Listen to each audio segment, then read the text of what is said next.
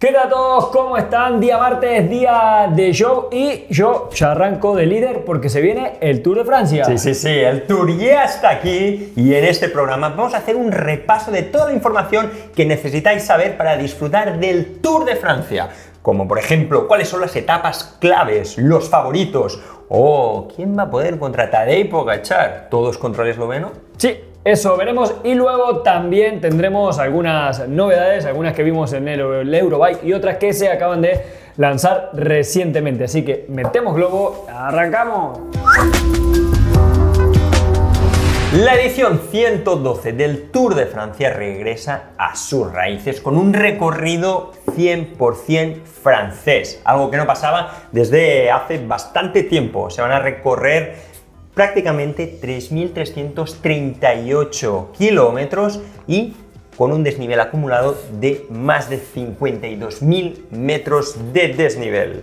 En total van a participar 184 corredores de 23 equipos, un equipo más que el año pasado. Sí, van a arrancar el día 5 de julio hasta el día 27 y van a tener 7 etapas llanas para velocista, eso veremos. Luego tenemos 6 etapas de media montaña, 6 etapas de alta montaña, de las cuales 5 son con final en alto, una contrarreloj individual, una cronoescalada y como siempre 2 días de descanso. Bueno, como siempre no, porque en el Giro de Italia fueron 3. Sí, y algo curioso es que el bloque inicial de competición son 10 días, 10 etapas, algo que tampoco ocurría desde hace tiempo y que hace cambiar el día de descanso, que normalmente el primer día de descanso era un lunes y esta vez va a ser un martes.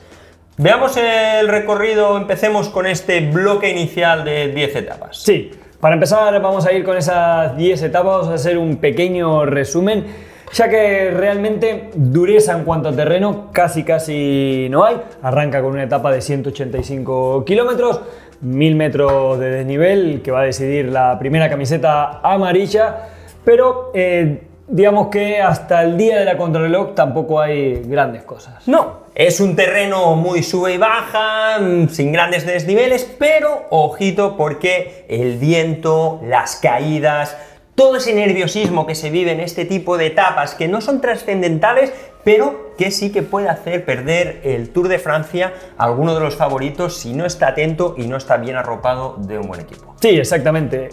Son unos primeros 10 días que el equipo tiene que trabajar mucho, sobre todo si hay viento, poder proteger al líder, ¿no? Para que vaya ahorrando fuerza, porque luego sí que la carrera va a ser muy dura. Tenemos una quinta etapa que va a ser una contrarreloj de 33 kilómetros, totalmente llana y bueno, seguramente ahí veamos algunas diferencias. Luego de eso vendrán un par de etapas que puede que empiecen a marcar alguna diferencia, como la séptima. Sí, se va a llegar al Mur de Bretaña, allí donde hemos visto brillar a Alejandro Valverde, una subida de 2 kilómetros exigente y que puede marcar algunas pequeñas diferencias. Luego vamos a tener también oportunidades para los sprinters hasta llegar a la que va a ser la primera etapa de montaña de esta edición. Estamos hablando de la 10ª etapa, lunes 14 de julio, entre Enesat y el Puy de Sancy. Sí, una etapa que va a tener unos 4.400 casi metros de nivel acumulado, bastante, constantemente sube y baja para terminar en otro final en alto.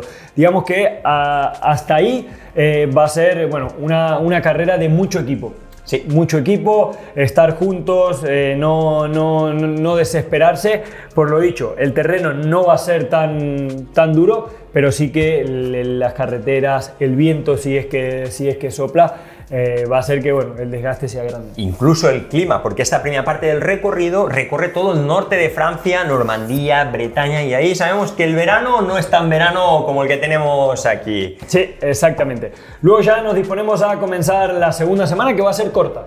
Va a ser una semana más cortita para poder meter el segundo día de descanso y va a comenzar con una etapa rompepiernas, ¿no? 1500 metros de desnivel aproximadamente, pero ese final, rompepiernas para ir abriendo boca, como los restaurantes estos Michelin. El aperitivo porque al día siguiente, el jueves 17 de julio, tenemos el primer final en alto serio, final en Hautacam.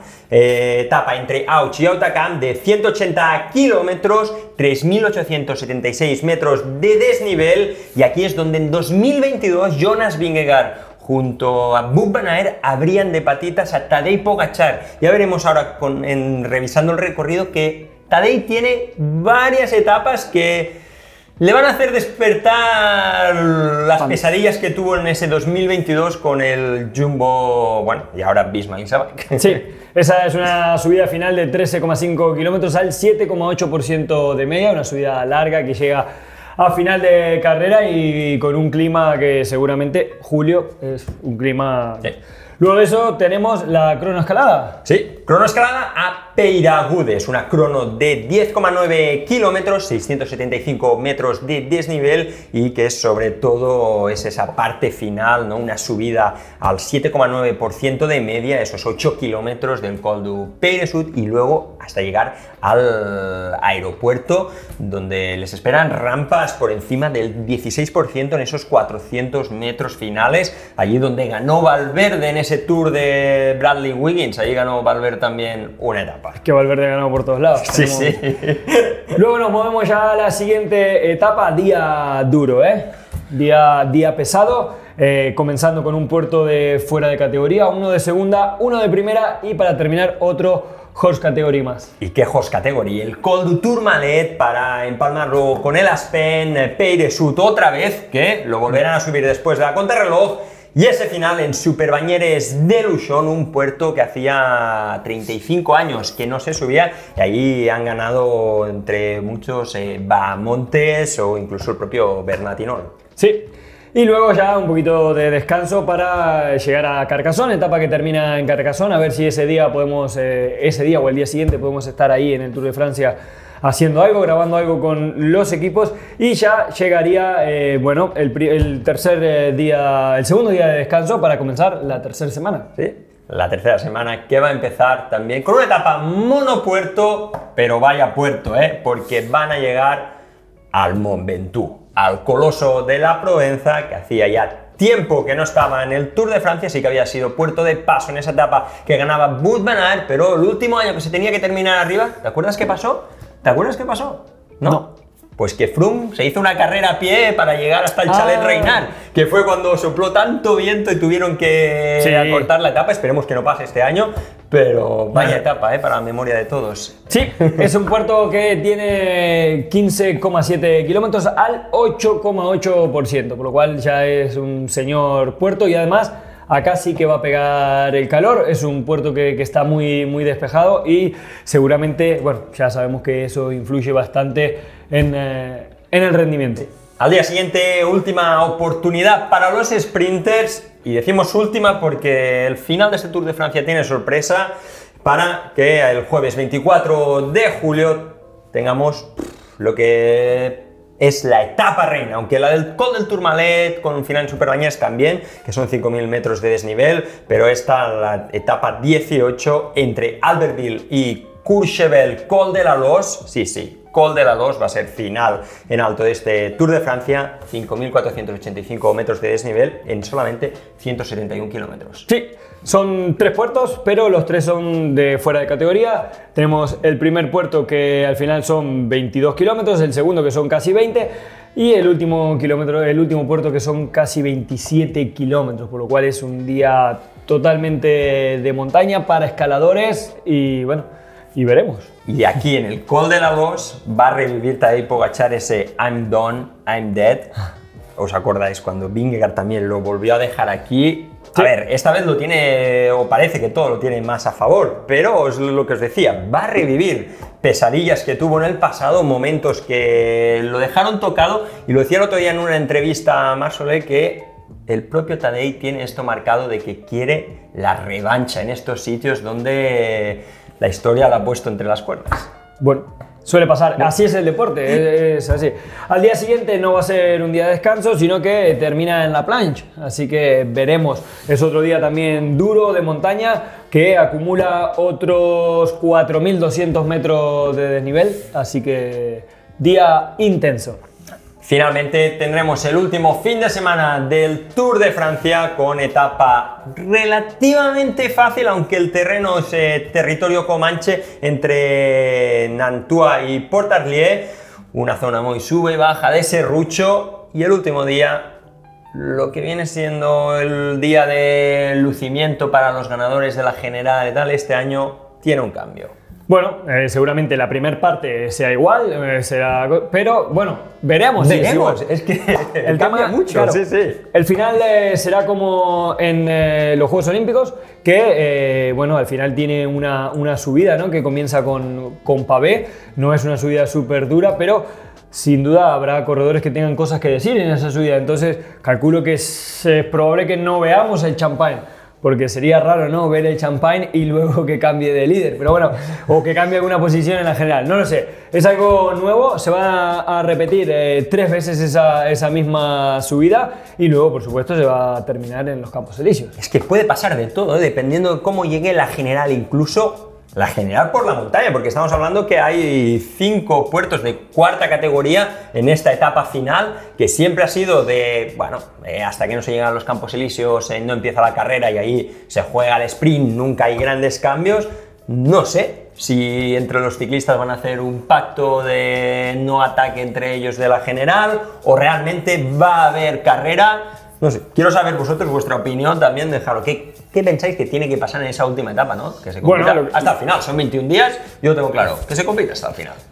Sí, a ver, al final también creo que el último día no se compite porque no había tampoco terreno. Ahora veremos qué es lo que pasa. Siempre ha sido la última etapa como más simbólica cuando no termina en contrarreloj, pero bueno, veremos. Lo que sí es seguro que no se va a llegar al sprint masivo, seguramente habrá cortes y veremos cómo termina. Entonces, veamos cuáles son algunos de los favoritos, comenzando por el supuestamente más favorito. Tadej Pogačar, el esloveno, llega después de una temporada prácticamente de 10. En la primavera ha brillado, ha hecho lo que ha querido y lo hemos visto como en el Critérium de Dauphiné, que es la antesala, ¿no?, el Tour de Francia. No quiero decir que se ha paseado, pero se lo ha visto muy superior a sus rivales. Ya lo dijimos hace unas semanas, eso no quiere decir que tenga asegurado conquistar el Tour de Francia. Muchas veces se ha visto ciclistas que brillan en el Dauphiné como el Tour de Francia se le hace largo, pero lo que nos planteamos aquí es, vale, ¿cuál es la manera de ganar al esloveno? Porque vimos a Jonas Vingegaard los primeros días, ¿no?, muy activo en Dauphiné, parecía volver al nivel, pero luego cuando llegó la hora de la verdad en la montaña, Tadej fue muy superior, aunque cabe recordar lo que pasó en la contrarreloj, que le metieron tiempo a Tadej Pogačar y eso puede ser algo que pase en esos primeros 10 días de competición que tiene este Tour de Francia. Sí, bueno, yo creo que también Tadej fue superior, pero en puertos más explosivos, no en puertos tan largos. El día que le atacó se le fue y fueron 12 kilómetros a 20 segundos, uno de otro. Entonces, creo que eso juega también a favor. Otra cosa que hay que tener en cuenta es que desde Dauphiné a que empiece la montaña, mucho tiempo. O sea, van a ser tiempo. Y sobre todo son 10 días donde hay que cumplir, o sea, donde el equipo va a hacer un papel fundamental. Y para el terreno de los primeros 10 días, Visma tiene un equipo, diríamos que bastante más fuerte que el UAE por el nivel de corredores que lleva. Y sin duda eso va a ser algo que, bueno, que vaya equilibrando un poco las balanzas. Está claro que el primer candidato es Tadej Pogačar, pero Jonas Vingegaard tampoco está muy lejos. No, estamos hablando de un ciclista que tiene 2 Tours de Francia y que, como bien ha dicho Sebas, con un equipazo que llega al Tour de Francia, y yo creo que la táctica del equipo tiene que estar basada en eso, en táctica de equipo, en hacer como hicieron en 2022 y en 2023, ¿no? Jugar esa superioridad o también esa cohesión, ¿no?, que tiene el Visma Lease Bike, que tácticamente muchas veces ante situaciones complejas saben sacar ventaja. Ya lo vimos en el Giro de Italia con Yates, que vuelve y estará en el Tour de Francia ayudando a Vingegaard. Vamos, aquí no podemos subestimar a nadie, que decimos que Tadej llega a un nivel muy alto y con una temporada casi de 10, pero está claro que el Tour es el Tour. No, por supuesto, y además si llega a haber viento, el Visma digamos que es el mejor equipo para hacer ese trabajo. Entonces, bueno, veremos cómo se da la carrera, pero bueno, no tiene el Tour ganado. No, Tadej Pogačar no tiene ganado. Luego, por lo que hace a Remco Evenepoel, podium el año pasado, no se le ha visto brillar mucho esta temporada, tuvo esa caída al inicio de la pretemporada, estamos hablando de hace tiempo, no sabemos cómo va a rendir en este Tour de Francia, si va a estar por el podium, si no, veremos qué planteamiento hace el joven belga, tampoco sin un equipo muy potente para arroparlo en la montaña, aunque en las primeras semanas sí que cuenta con un buen bloque. Sí, bueno, podrá hacer diferencias en la crono, pero bueno, la etapa de la losa es una etapa pura para escaladores y bueno, se ha visto que en los puertos largos se le atragantan un poco. Luego tenemos otro tipo de, bueno, más candidatos. Roglic, que es un candidato siempre a tener en cuenta, si no tiene caídas, que normalmente es lo que siempre lo merman. Y el Tour de Francia comienza con 10 días bastante nerviosos, por lo cual, bueno, el equipo tendrá que estar muy atento a eso, ¿no? Pero si logra pasar esos primeros 10 días, podríamos decir, sin lesiones, sin caídas, ojo a Roglic, que viene muy bien preparado, luego de haberse frustrado un poco con ese Giro de Italia que no le salió. Bueno, seguramente esté ahí en la batalla. Sí, también Almeida, que va a ser segunda espada del equipo UAE después de una temporada con un calendario alternativo a Tadej Pogačar, que no han coincidido, pero en el Tour sí que van con una idea de que gane Tadej, pero Almeida va a tener su oportunidad, porque ya sabéis, el Tour es imprevisible, muchas veces pasan cosas que no nos imaginamos y quién sabe, que a lo mejor sale por ahí Almeida con la Citroën y poquito a poco y va a estar allí. Aunque, sí, puede ser. Es complicado. Sí. Luego tenemos a Carlos Rodríguez y Enrique Mas, dos corredores que tienen que estar ahí delante, donde nunca se sabe. Al final son corredores que pueden estar muy arriba o no tanto, juegan un poco a, como decimos nosotros, el río revuelto, ganancia del pescador. Sí. No tienen quizás, de momento, por la parte de Carlos Rodríguez, no tiene el potencial quizás ahora mismo para luchar de tú a tú con un Roglic, ni con un Vingegaard, ni con un Pogačar, pero es un corredor muy constante que normalmente le sale muy bien el Tour de Francia, esquivando las caídas. Sí, seguramente tendremos sorpresas. Carapaz tenía que estar en este Tour, finalmente no va a estar, lo veremos en la vuelta. Aún no sabemos al 100% al momento de esta grabación los participantes que van a estar en el Tour de Francia. Lo que está claro que la primera semana los sprinters se van a lucir, grandes nombres como Milan, como Merlier, como Philipsen están apuntados y Mathieu van der Poel va a tener también su oportunidad de poder lucirse en esas etapas, ¿no?, del inicio, que son más rompepiernas y con finales más sinuosos. Sí, así que si faltan algunos de los candidatos o algunos sprinters, no nos maten en los comentarios, es que todavía no están y bueno, no hemos podido tampoco, tiene que salir hoy el vídeo, pero siempre pasa el start list, sí, hasta última hora muchos equipos sin confirmar. Así que nada, estas han sido las etapas del Tour de Francia y por supuesto nos gustaría saber cuáles son sus candidatos para este Tour 2025. Y ahora sí arrancamos los breves no tan breves y en este caso con un nuevo lanzamiento de Canyon, ya que en el día de hoy está lanzando su nueva Grisel. Sí, una nueva Grisel que llega con dos gamas dentro de la familia, la Grisel OG, Original Gravel, ¿no?, lo que vendría a ser la bicicleta más convencional de gravel, como venía siendo lo habitual en la Grisel, y luego han montado una cosa que la han bautizado como la Grisel Escape, para que te escapes, para que te vayas a hacer aventuras por ahí, porque es la bicicleta más aventurera que jamás ha hecho Canyon, con muchas actualizaciones, muchas cosas muy interesantes que te permiten irte en bicicleta durante días y días y días hasta que tu energía, hasta que tú te quedes sin energía, porque la bici lleva un sistema de dinamo que va cargando, si llevas electrónico, si llevas luces, lo va cargando todo y no te tienes que preocupar de nada. Sí, además con un manillar muy peculiar que tiene una, digamos,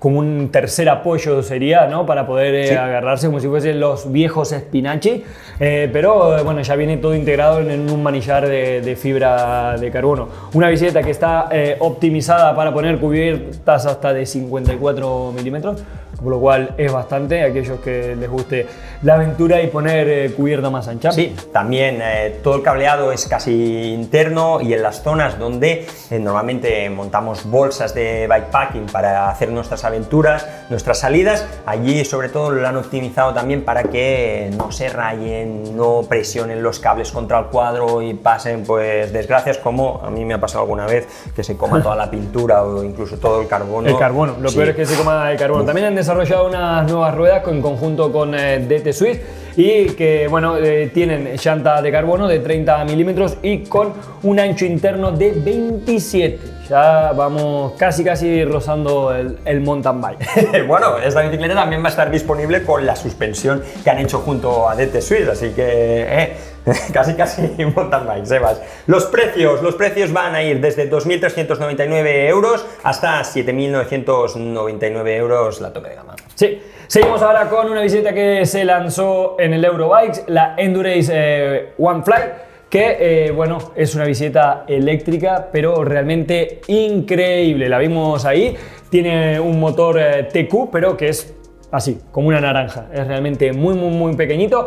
Tiene un par máximo de 40 Nm y una batería de 290. Con esto, supuestamente dice la marca que casi cualquier persona podría hacer 100 kilómetros hasta con 2000 metros de desnivel. Esto al final es muy relativo, lo de la batería es siempre algo que, bueno, es una lucha perdida, ¿no? Es como los GPS, ¿no? Que duran 1000 horas, pero después duran 980, no duran 1000.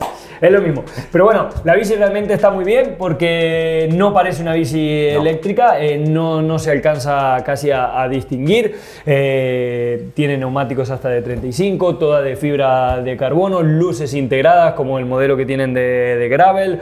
Realmente una bici que está muy bien, y bueno, fue lanzada el otro día ahí en el Eurobike. Y un peso por debajo de los 10 kilos, con todo lo que decías del motor tan pequeñito y todo. Aquí 9 kilos 860. Muy ligera, y bueno, los precios van a variar desde 4.400 a 9.999. Nada mal. Y ahora vamos también con una novedad que la vimos en Eurobike con la nueva wheeler de gravel, la Rave SLR ID2, una bicicleta de gravel aerodinámico. Sí, es aerodinámica, es una bici muy racing, está hecha o diseñada para el gravel competitivo, ¿no? Tenemos el gravel de aventura y el gravel de competición. Una bici que ha mejorado muchísimo la aerodinámica. Estamos hablando de, con respecto al modelo anterior, casi un 9%. Solo hablamos de la bici, cuando la bici se pone así en el túnel del viento y le hacen todas las pruebas. Luego con el ciclista arriba es totalmente diferente. Aerodinámica, pero optimizada también para utilizar neumáticos de hasta 52 milímetros. Eso sí, solo monoplato, es una bicicleta que solo está disponible para monoplato, y es que en competición es cada vez lo que está ganando, ¿no? Lo que más gente utiliza. La estética ya podéis verla en fotos. A mí este color verde me gusta mucho. Sí, luego tenemos un cuadro que pesa unos 990 gramos y el peso total de la bicicleta, tope gama siempre hablando, son 8 kilos y 100 gramos, bastante ligera la bicicleta. Sí. Va a haber opciones de montarla con SRAM o con Shimano o con el nuevo GRX también. Sí. Se presentó ahí en Eurobike, y una bicicleta ideal, ¿no? Para esas competiciones donde necesitas una bici resistente, que sea cómoda, pero a la vez, si vas a competir, esas ganancias marginales que da la aerodinámica, y que hemos visto que ya en 360 kilómetros, eso ya no es larga distancia, eso es competición pura y dura. El precio va a comenzar de los 4.900 euros a los 9.900. Y para terminar, recuerden que si quieren hacer un poco de rodillo, vamos a, como siempre, cada miércoles hay una salida, digamos, grupal en el rodillo, y esta semana le toca a Conor, que va a ser el que va a dar bueno, esta salida. Que no os dé pereza porque hace mucho calor afuera, pues es momento de hacer rodillo en casa con el aire acondicionado o hacer entrenamiento de calor, que también dicen que va muy bien para ponerte fuerte. Sí, ahora está muy de moda. Vemos la gente que parece que van a ir a pintar una casa, todos vestidos así con un coso, y resulta que no. Están haciendo rodillo en el baño. Vamos con los campeonatos nacionales. Se han disputado muchísimos, pero bueno, vamos con algunos de los que más relevancia tienen para nosotros y para nuestros youtubers videntes. Sí, el campeonato de España que se celebró en Granada. Empecemos con la contrarreloj, una contrarreloj poco habitual, una cronoescalada de solamente 14 kilómetros para poner en juego el título de campeón de España, ¿eh? Lo hablábamos antes Sebas y yo, si realmente es campeón de España contrarreloj o de cronoescalada, porque una contrarreloj tendría que ser 50 kilómetros o 40 kilómetros de contrarreloj, 14 kilómetros se nos queda corto, media horita de esfuerzo. 29 minutos fueron para el ganador, por lo cual para ser campeón de España de élite me parece muy poco, ¿no? 29 minutos. Está claro, hay otros países que también han rondado ahí sobre los 30-35 minutos, pero bueno, esto tendría que ser mínimo un esfuerzo de 45-50 minutos o incluso una hora, ¿no? Realmente para cosas. Pero bueno, así es como... Nosotros no mandamos y con esto no queremos menospreciar a los ganadores, ¿eh? No, es solo comentar que es algo que nos ha llamado mucho la atención, que un campeonato de España sean solamente 14 kilómetros, aunque sean en altitud, que sean en subida. No lo sé. Al final en las vueltas muchas veces, bueno, el Tour de Francia tiene una cronoescalada y tiene también, y será más largo, seguro. No, 10 kilómetros, 10,8 kilómetros, es cortita. Es cortita.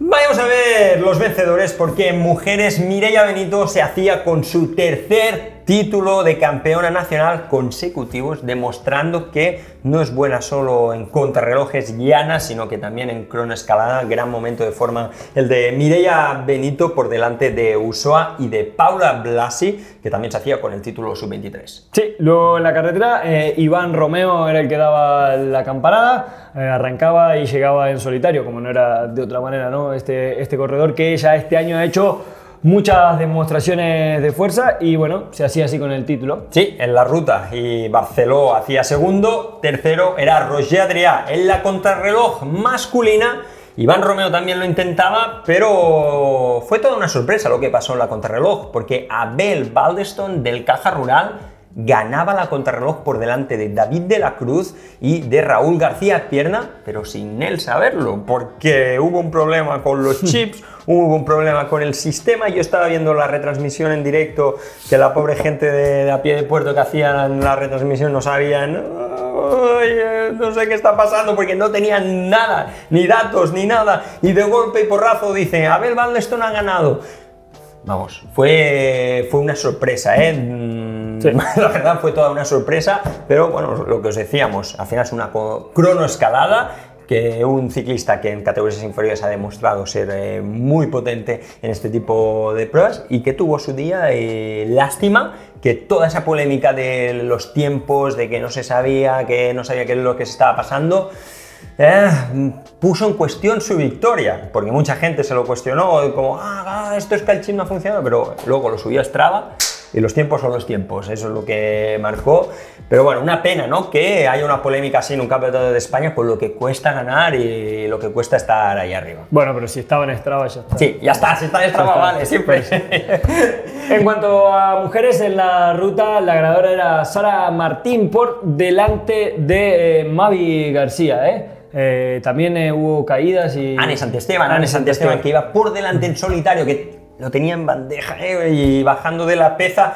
Esa curva, hace unos días Enric Mas me decía, esa curva es súper peligrosa, esa curva siempre se cae. Creo que fue también una Vuelta a España que se cayeron allí y justo ahí Anne Santesteban se fue al suelo cuando tenía 20 segundos, tenía una compañera de equipo detrás, lo tenía en bandeja, pero así es el ciclismo. Desde aquí mandarle muchos ánimos, que seguro que esa victoria llegará. Exactamente. Y luego para Venezuela tenemos el doblete de Luis Aular, que bueno, hacía el doblete, ¿no?, tanto en contrarreloj como en la carretera. Sí, y en Puerto Rico, Abner González del Caja Rural también se hacía con el título, así que vamos a verlo con esa bandera tan bonita de Puerto Rico por toda Europa. Y ahora sí, vamos a los comentarios y veamos cuáles son los que han seleccionado para el día de hoy. Dice, buenos días, muchas gracias por el contenido. Una duda, ¿la UCI es votada por los ciclistas o por los equipos? Luego dice, como el resto de federaciones, entiendo, ¿no? Igual deberían empezar a pedir un programa para este tema antes de elegirlo. Me tiene muy buena pinta la caña, me estoy pensando en pillarla. Feliz semana. Muchas gracias, feliz semana para ti también, y que es un super fan de GCN, que tiene el logo. Bueno, vamos por partes. La UCI cada X años organiza el congreso anual, que se presentan 45 delegados, o bueno, más o menos ese es el número, que representan las confederaciones continentales, es decir, África, Europa, y son esos delegados los que votan quién va a ser el presidente de la UCI. No son ni los equipos ni los corredores. Sí que es verdad que estos delegados, pues cada uno representa tantas federaciones y se ponen de acuerdo para escoger el voto, pero no son incluso ni las propias federaciones. Esto es lo que me he informado. Si me he informado mal y alguien lo sabe mejor, que lo diga aquí abajo en comentarios, pero sí, se tendría que replantear a lo mejor eso también, que fuesen todos aquellos ciclistas que tienen licencia o profesionales. Sería o no sé. imposible. ¿Sería imposible? Empezar a hacer un recuento, es muy complicado. Además, el ciclista muchas veces no tiene la noción de los cargos políticos, o sea, esto no es como la política. Se tendría que hacer política en el ciclismo para que se sepa. Bueno, estaría en un sistema distinto que explique lo que van a hacer en los próximos 4 años, que sea transparente, que te digan. Bueno, transparente no es ni la política, pero bueno. Solución sí. es complicada, pero bueno, ahí está la respuesta.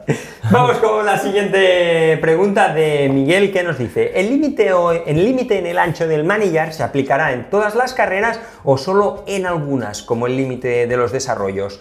Limitar el ancho del manillar va a perjudicar a las escapadas, porque al tener menos aerodinámica perjudica al ciclista que rueda en solitario. Esta norma hará que haya menos escapadas, se rodará más tiempo en pelotón. No, sí, va a ser en todas las carreras. Las del desarrollo se va a empezar a probar a partir del 1 de agosto en algunas carreras que han seleccionado y ahí verán lo del desarrollo, pero el manillar se va a aplicar en todas las carreras, todas aquellas que sean UCI. Yo creo que escapadas vamos a seguir viendo igual, porque se había escapada cuando llevábamos manillares de 44, va a seguir habiendo, pero más que el tema de las escapadas es que los manillares no hay precedente de que lo cambien por caídas o por algo de seguridad. Y al final, si vamos a lo que es discriminatorio. ¿Por qué? Porque un corredor que tiene una espalda de 38 o una mujer o los niños o unos juveniles no tienen por qué correr con un manillar que es más grande para ellos. Es como que todos tuviesen que correr con zapatillas de 45. Tengas el que tengas, calzas 38, problema tuyo, correr con 45. No, eso es un despropósito por ese lado. Luego, al final, sí, para los corredores que vayan en una escapada, se comerán más viento, pero también para el que vaya tirando en el pelotón. Es más o menos lo mismo. Veremos en qué termina todo eso. Veremos. Vamos con el último comentario de Ramón, que nos dice: hola, ¿qué tal? Me encantan todos vuestros vídeos. Me gustaría haceros una pregunta. Tengo una bicicleta de carretera Centurion de carbono, se me está quitando la laca por partes y me gustaría qué es lo que tengo que hacer. Soy nuevo en el mundo del ciclismo, muchas gracias por todo y estoy aprendiendo mucho gracias a vosotros. Vuestros vídeos sois todos unos verdaderos cracks. Bueno, muchas gracias. Acá lo que vas a tener que hacer es llevarlo a a un pintor, digamos, a alguien que trabaje en este tipo de material para que lo revise y te lo vuelvan a lijar y pintar otra vez. Se podría hacer en casa también, o sea, lijar el cuadro y volver a pintar, pero bueno, como siempre, si hay alguien un especialista sería en este caso, ¿no? Un pintor, muchísimo mejor. Así, bueno, sobre todo para que se siga protegido ese cuadro, ¿no? Porque al romperse esa laca, bueno, la fibra de carbono y eso se ve un poco afectada por el sol. Sí, también. Si es que es de carbono, ¿no? Sí, es de carbono. Sí, por eso. Si la bicicleta es nueva, no dudes en tramitar la garantía. Sí, eso sí, depende del tiempo que tenga la vida de la bici. Sí, que esas cosas a veces no se nos pasa por la cabeza, pero si es un defecto de fabricación, tramita la garantía y ¿qué está pasando esto? Que no es normal. Sí, exactamente. Y hasta aquí hemos llegado con el programa del día de hoy. Espero que les haya gustado, haya sido entretenido. Si es así, como siempre, pulgares hacia arriba y nos vemos la próxima. Chao.